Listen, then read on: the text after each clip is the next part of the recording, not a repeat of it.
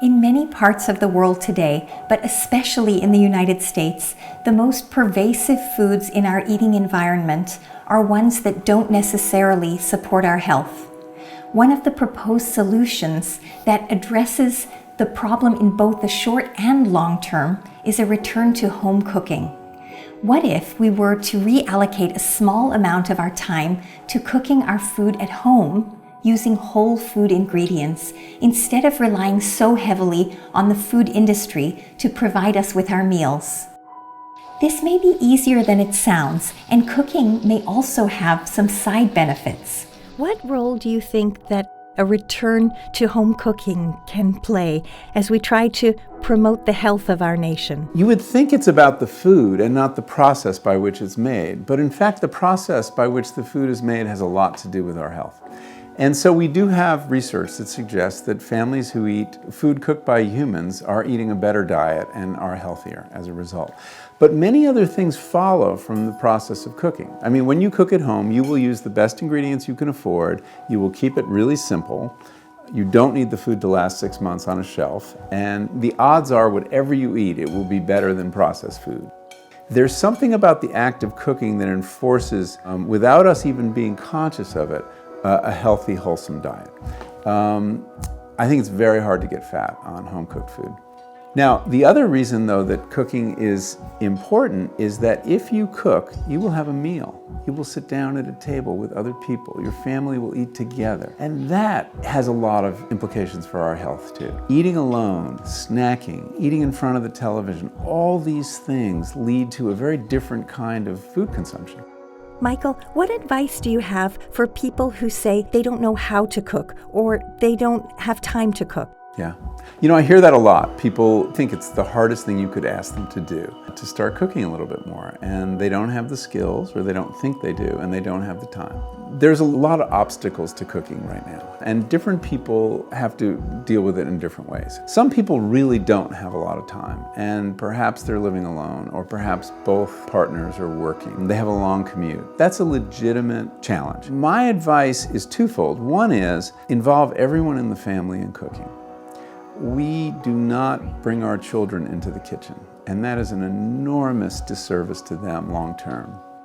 Take turns with your partner or share the work. A lot of the problem of cooking is the work has all been dumped on one member of the family, usually the woman. And that's not fair, and it's not realistic now that women are in the workforce. So sharing the work is one very important way to reduce the time burden. Another is, and I find this very useful, is give a couple hours on a Sunday to preparing food for the week. Freeze a couple things, or make a dish that is going to produce lots of leftovers. When I was researching one of my books, I was soliciting food rules. I got a letter from a doctor, a transplant cardiologist, and at his last meeting with patients, he would take out his prescription pad, and they all thought he was writing a prescription for a statin or whatever it was. But in fact, he was writing a recipe for roast chicken. And on the back, he turned it over, and it was a recipe for making chicken tacos. And he said, this is what you need, not another drug. And the idea was that if you knew how to roast a chicken, which, believe me, is not rocket science, you had the makings of 3 good meals. One meal rolls into the other. So you have chicken one night, and then you have tacos, chicken tacos another night, and then you make a soup from the carcass. We've lost those skills. We've lost that sense of how to maximize the value of food and minimize the time investment. We erect a lot of barriers to cooking in our heads, and one of the reasons I wrote Cooked was to help people get over those barriers and realize too that we've been kind of brainwashed to think about cooking as drudgery. It's not. It's really satisfying.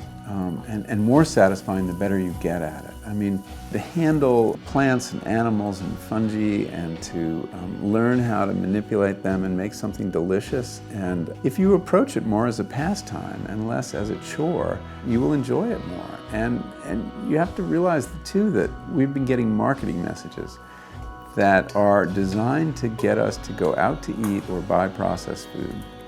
And those marketing messages include a very strong message that this is really hard and really boring. And it's neither of those things. People overcomplicate cooking. We live in a culture that celebrates cooking but doesn't actually do it very much. We watch it on television, we watch it in restaurants where now the kitchens are all open, and we all think that cooking means restaurant food. And it's not. That's all special occasion food. Everyday home cooking is throwing a fillet of fish on the grill or in a pan. It's taking out a box of frozen spinach. Frozen vegetables is a very healthy choice, very easy choice. You don't have to wash anything. You can use your microwave for it. You can dress it up with some garlic or olive oil or lemon juice. There are a lot of really satisfying meals that you can get on the table in less than a half hour. Some of us don't know how to make them, and I think that that's a tremendous problem because the cultural transmission of knowledge about how to cook, how to be resourceful in the kitchen, has been broken by a generation that's not cooking. By reallocating a small amount of our time and energy to the preparation of simple, home-cooked meals, we become empowered as we take back control over the foods we eat. Cooking is a very practical solution to our modern health challenges that can be put into action almost immediately using whatever resources are available. In addition, cooking brings us closer to food rather than seeing food as the enemy.